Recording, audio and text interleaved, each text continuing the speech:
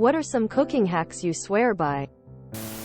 If your food is bland even though you've added salt, then it's missing acidity. Lemon juice, lime juice, or vinegar are easy additions.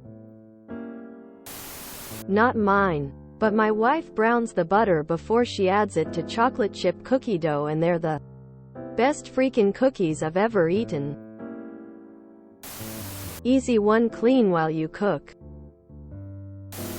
I always take my cookies out of the oven a couple minutes or so before they're supposed to come out. They still cook a little bit when they're cooling on the pan, and as a result they come out nice and soft. I use soy sauce in a lot of stews and soups to help bring out savory flavors. My minestrone, for instance, usually has some soy sauce in it. Prep everything first. Have all of your veggies cut and ingredients ready. You will be more relaxed. Clean as you go. Wash your dishes while waiting for your food to finish cooking. Less dishes to deal with at the end of the night. Leaving a potholder on the handle of a cleaned cast iron pan to let anyone who might put it away know it may be hot as it cools down. If a recipe says to sauté onions and garlic together at the same time, don't. Do the onions first, and then add the garlic when the onions are just about done. Garlic can be over-sautéed and it takes on a bitter flavor. Using almond extract in addition to vanilla when baking. It absolutely enhances the flavor. If your executive function is betraying you and you rely on microwavable or pre-made meals, find something small you can add to make them more substantial and to feel more like a meal. Add chopped broccoli to ramen noodles. Cumin and red pepper flakes are great to toss in. 2. Cook minute rice with a chicken bouillon cube and some butter and pretend it's risotto. Personal favorite is to dump a can of corn into a microwave-safe bowl and mix in a bunch of taco seasoning. And if cleanup is a struggle too, use paper plates and bamboo flatware. Disposable chopsticks are super cheap and easy to find online. When you're struggling with depression, fatigue, or anything that makes taking care of yourself harder, taking shortcuts isn't laziness. It's how you survive to make those more daunting tasks a little less scary. Unrelated. If you're making a soup or stir-fry with lots of veggies, sauté the veggies a bit before adding other ingredients till the onions are translucent. I'm sure there's some food science reason that this makes soups taste better, but I have no idea what it is.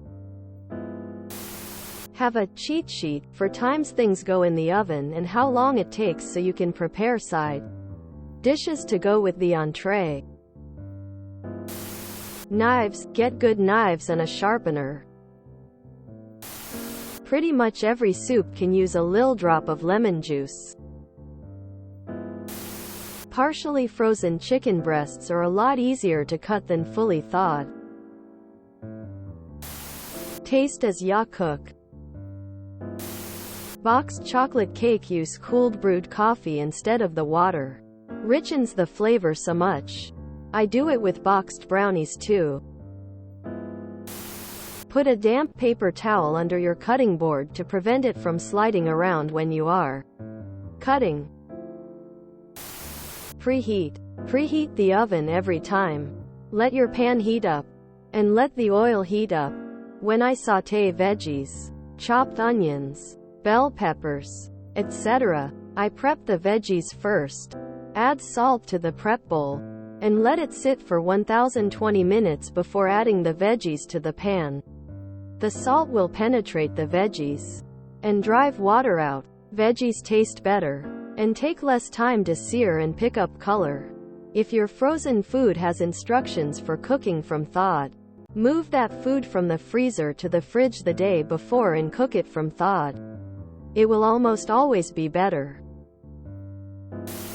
Use an ice cream scoop with a sharp edge to spoon seeds out of a squash. Rub a raw clove of garlic on a piece of frozen bread to make quick garlic bread. The frozen texture of the bread kind of acts as a grater on the garlic. Freeze leftover tomato paste from a can into 1 tablespoon chunks to use later. I also do this with freshly grated ginger to have it ready to go later. Keep grounded flax seeds in the freezer to use as an egg replacer in muffins. Mix 1 tablespoon of ground flax seeds with 3 tablespoons of water. Use a veg peeler to cut thin ribbons of vegetable, cucumber, carrots, etc. Use kitchen scissors to cut pizza. Get a bit more green onions out of your green onions if you don't need the bottom part. Put the roots in water and the green part will regrow. If a veggie grows underground, put it in the pot before it comes to a boil. Any other veggie, and everything else, spaghetti, instant ramen, rice, meat, seafood, put it in when it is boiling.